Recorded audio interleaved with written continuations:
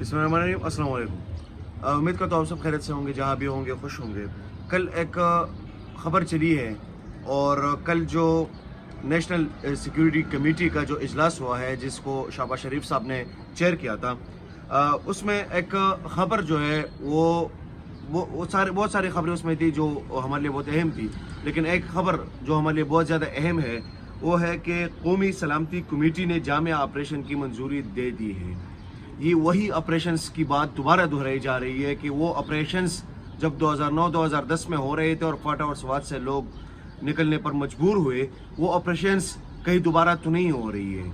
वहाँ पर जो लोगों के घरों को मस्मार कर दिया गया था, वहाँ पर लोगों के घरों से लोगों को निकाला गया था, कहीं वो कहानी दोबारा तो नहीं दोहराई जा रही है।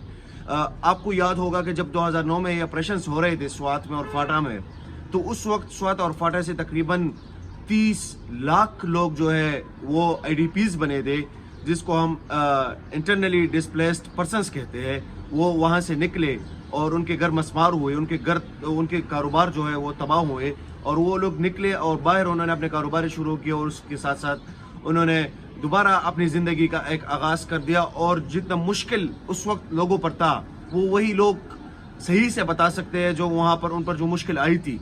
यहाँ के लोग, इस्लामाबाद से, शहर इक़्तिदार से लोग यहाँ से कोई वो मुतय्यन ही नहीं कर सकता कि वहाँ पर क्या हो रहा था। वो कोई इमेजिन ही नहीं कर सकता कि वहाँ पर उस वक्त क्या हो रहा था। लेकिन जो हालात बने हुए थे उस वक्त और जो तालिबान आए थे और दहशतगर्दी वहाँ पर उरूज पर थी, तो लोगों को जितनी भी मुश्किलात थी वो कोई भी इमेजिन नहीं कर सकता। इस पर मंजूर पश्तीन का भी एक ट्वीट आया है। वो कह रहे हैं इस पर कि पिछले 20 साल फौजी ऑपरेशनों के नतीजे ये है कि फौजी जनरलों ने अरबों डॉलर कमाए, बड़े बड़े कमांडर जैसे एहसानुल्लाह एहसान वगैरह को बंगले और राह फरार, जबकि पश्तूनों के 2 लाख से ज़्यादा घर मस्मार हो गए, दर्जनों बाजारे मुकम्मल मलियामेट हो गए, 80,000 से ज़ायद शहीद हो गए, लाखों ज़ख्मी और माजूर और वसाइल पर कब्जे भी हुए। इसके साथ साथ उन्होंने कहा कि हज़ारों लोग लापता हुए, लैंड माइंस, बदमनी target killing, good Taliban, bad Taliban और ऐसे मुख्तलिफ किस्म के और भी आफतें हम पर आई। और उन्होंने मज़ीद ये कहा कि बंद करो ये ड्रामे, 5 बंदों से हालात ख़राब करके फिर अमन के नाम पर ऑपरेशन करके पश्तूनों को बर्बाद करना, उनके वसाइल लूटना और उसी नाम पर बैरूनी इमदाद हासिल करना, कारोबार जंग मज़ीद ख़त्म की जाए। उनका भी ये कहना है कि वो जो हालात, जिस तरह मैंने भी पहले कहा कि वो जो हालात वहाँ पर क्रिएट किए गए थे और वहाँ पर लोगों को IDPs बनाया गया और लोगों को अपने जगहों से हिजरत करने पर मजबूर कर दिया गया। इधर यहाँ पर अब्दुल्ला नगीर का भी एक ट्वीट आया है। वो कह रही है कि फौजी ऑपरेशन के नाम पर हमारे बाजारों व घरों को मस्मार करके लाखों लोग नकल मकानी पर मजबूर किए गए, जो कि हमारी ज़िंदगी की एक ना भूलने वाली दास्तान है।